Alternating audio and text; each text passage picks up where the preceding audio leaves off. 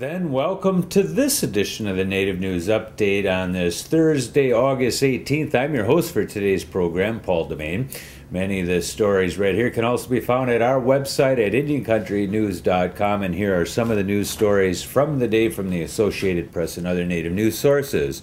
The Wall Street Journal is reporting that new tobacco master settlement agreement talks pushed by Big Tobacco appear to have failed. Something like half of the states involved are not planning to sign the new deal, which was pushed by Big Tobacco companies like R.J. Reynolds and Philip Morris as a way for the states and federal government to limit the manufacturing and sale of native cigarettes by reservation companies. The Native American Fair Commerce Coalition, or NAFCC, started a campaign earlier this year to encourage its 10,000 members to contact their state attorney general or governor's office and stop the proposed amendment, citing the original MSA and the Big Tobacco Company proposed adjustments to be the worst kind of trade protection and discrimination, in a statement by NAFCC Executive Director Daryl Stegner. In 1998, the Big Tobacco Companies purchased a significant business advantage from 46 states' attorney generals, according to the NAFCC. In exchange for payment from the tobacco companies, the states agreed to protect the tobacco companies from lawsuits from the participating states and also from individual classes of people within those states. To pay for this protection, the tobacco companies raised their prices and split the difference between the states. The tobacco companies were able not only to keep more money per pack, but they were also largely guaranteed that the states involved would not let their citizens sue the tobacco companies as well. No tribes, tribal governments, or native cigarette manufacturers were either sued at the negotiation table or represented in the settlement.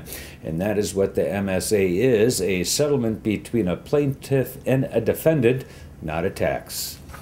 Connecticut's two Indian-run casinos say the weak economy cut into July slot revenue.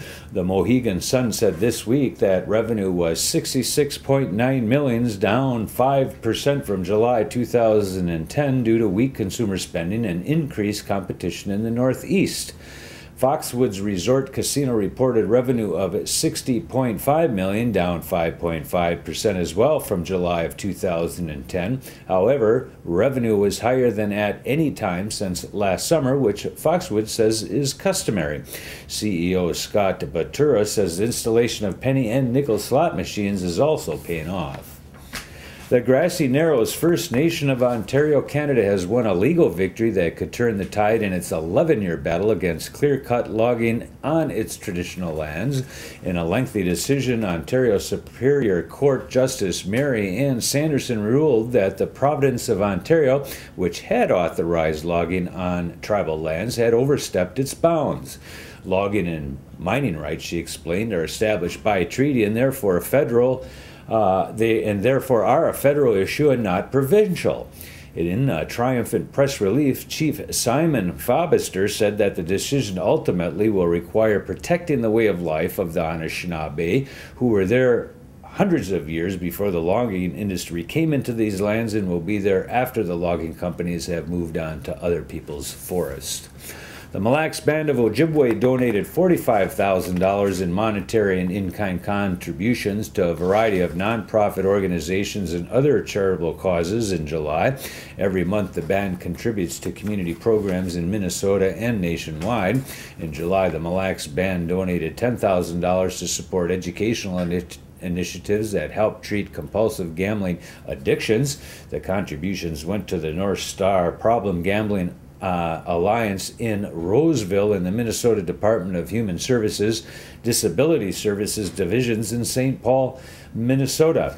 Amongst many other donations, the Mille Lacs Band also gave $1,000 to Camp Knutson, a camp program created for children with skin conditions that is located in Cross Lake.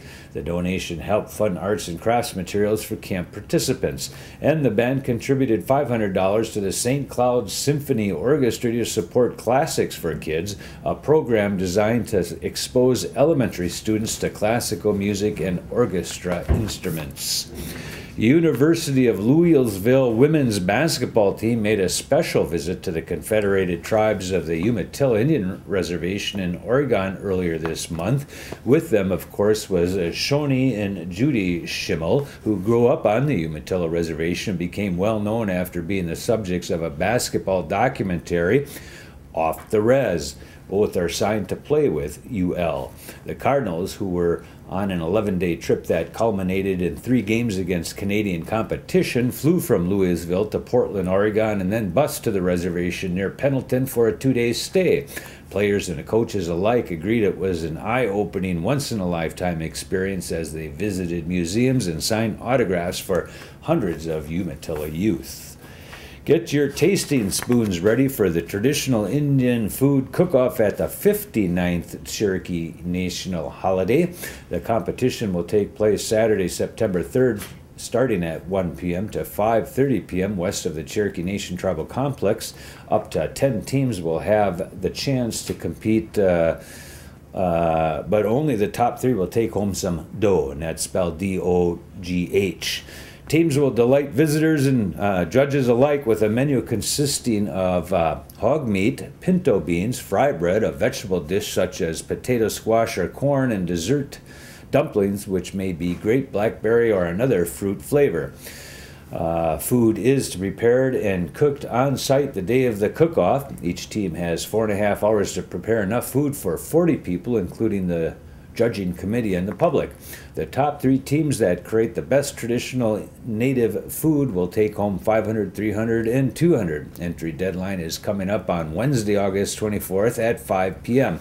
And for more information about the Cherokee National Holiday Traditional Indian Food Cook-Off or to request an entry form, you can call Pam Bakke at 918-453-5347 or take a look at this email that we have up for you. Protesters want construction halted at a California housing development after builders unearthed Native American remains at what is believed to be a 6,000-year-old burial site. The Santa Cruz Sentinel says about 100 people participated in a 2-mile march last Sunday to demand a halt to construction of 32 homes. Protesters held signs reading, "All cemeteries are sacred and no bulldozers on sacred ground." Coroner's investigator Naoma Silva says builder KB Homes earlier this month found a partial skull, or let's see what that's called, a mandible of a Native American child buried in the grassy open space. A piece of an Indian necklace was also found at the 9-acre site. Last Sunday's demonstration was organized by a group called Save the Knoll. Tribal police in Oregon have expanded authority under a law signed last month by Governor John Kitzhaber. The Oregonian reports that tribal police can follow suspects off reservation and arrest non-tribal members on the reservation.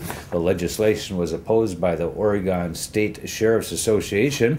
Polk County Sheriff Bob Wolf says it makes tribal police the most powerful law enforcement agency in the state.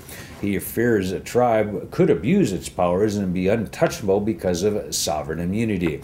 Confederated Tribes of Warm Springs lawyer Howard Arnett says the law has provisions to protect everybody's civil rights. And that's going to be the latest roundup of news from Indian country on this edition of the Native News Update. We want to say miigwech for joining with us, and join with us tomorrow for your favorite Kimberly Acosta.